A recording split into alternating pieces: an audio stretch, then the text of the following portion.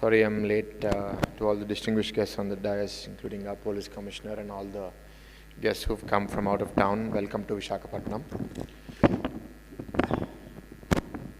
This mic is a little bit on the shorter side for me, but I hope you can all hear me. So I was told by Aditya that members on the stage have spoken about defense and Navy and aerospace, and I should speak about Andhra and what we're trying to do. I don't know how many of you know our aerospace advisor is Dr. Somnath, who was heading ISRO, and our defense advisor is Dr. Satish Reddy, who was heading DRDO and is also advisor to the Raksha Mantri today. And these are not nominal positions where they're getting some title or some benefits. They're very actively partnering with the state on how we can bring in investments.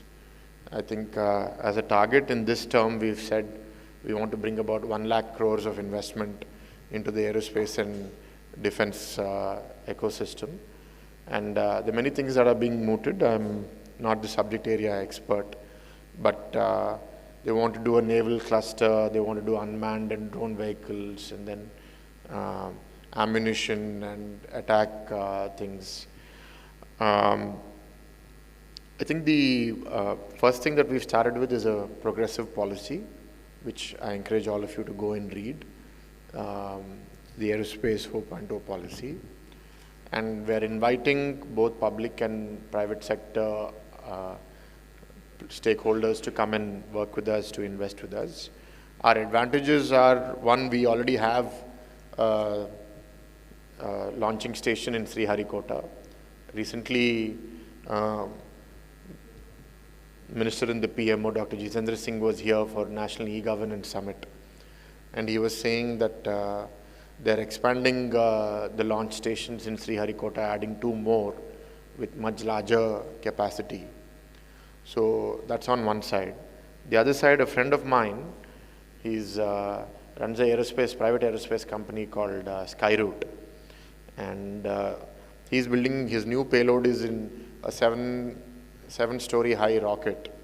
So if all goes well, he'll be future Elon Musk of India.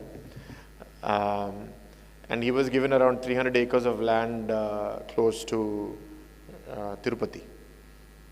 And even after the allotment, he had come here for some other event, and he happened to meet the Chief Minister and Mr. Lokesh, and he had said that the land price at which it was allocated was slightly higher than his budget was permitting. So he requested for some consideration. In that meeting, again, he has gotten a reduction, almost 30 crores of reduction in land procurement.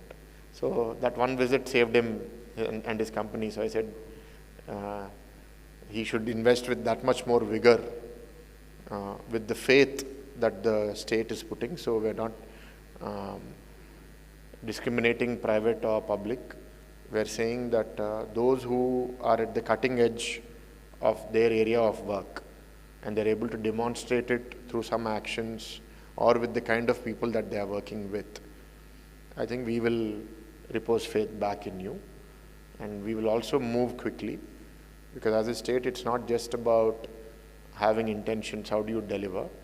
So there are challenges. We work in a government where there are many moving parts, so things don't happen overnight. But I have been talking to some first-gen entrepreneurs who are engaging with the state, and they're saying that the responsiveness of the senior stakeholders and the decision-making is really encouraging them. If we go beyond defense and aerospace, in 15 months of our government, we have gotten investment proposals cleared by the cabinet of about 10.5 lakh crores. I don't think it has ever happened in our history as a state. So there is what cabinet approval means, that land has been identified, investment size has been approved, and everything, whatever incentives have to be given, have been agreed to by the government. And we're also trying to reduce that individual case-by-case negotiation. That's why we are introducing policies, so that things are transparent. for even the MSMEs, because not everyone is a big player that will have access to Chief Minister that easily, right? But we want because in defense we understand there's some very small components also that need to be made, and they may be coming under the MSME category, but they should have a very transparent way of engaging with the state. And it is with that intent that these policies are being designed. And I mean, my parliament may not get too much of investment because we're largely urban, but we will be consumers of the products that you create. Right? We have our police commissioner on the stage, and he's been asking us for drones to do effective policing in many of our areas. So if all of you come and do well here, we'll take your CSR money and buy these drones for our city, because we want to really transform the way we govern ourselves. Even cyber security, for example, we're working, police commissioner and I and a group of our senior officials are working on creating a integrated smart traffic crime AI solution for the city, where it will monitor traffic throughput, on speeding violation, on wrong turns, red light violations, also facial recognition, even those who are wearing a mask, those who have aged 30 years, and those who we cannot even see it. The AI is now able to recognize your gait, how you're able to walk. So crime is also becoming very different. And like earlier in the Navy, if you had a torpedo or you had a lot of torpedoes, you could defend yourself from enemies. But now there are unmanned water drones which will just go and deliver the payload onto the ship, and it will make your entire naval infrastructure defunct. So technology is changing rapidly. I think there are some senior officials here on the stage who already see these things happening much better than I do.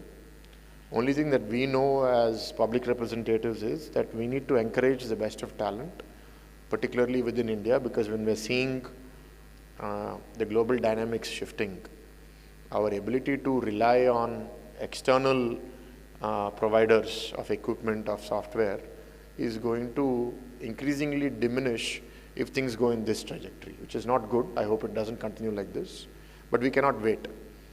We cannot do things just on hope. So there is a call by our Prime Minister Modi ji to focus on Swadeshi. I mean, recently when he spoke about the GST reforms also, he brought up that topic.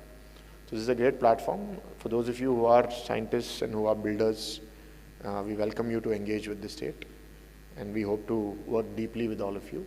Pursue excellence, even if it is small. And I think you will go places. Because that's something that our Chief Minister also says, that Indian products are serving Indian customers to some extent well, but they need to serve global customers. And that kind of product obsession has to come in our founders, our scientists. I think our space and defense organizations have demonstrated that. We are able to take up missions at a fraction of the cost that international agencies are taking up. But that has to come in many other domains also. So we look forward to do that. I think with these few words, I thank the organizers for having me here.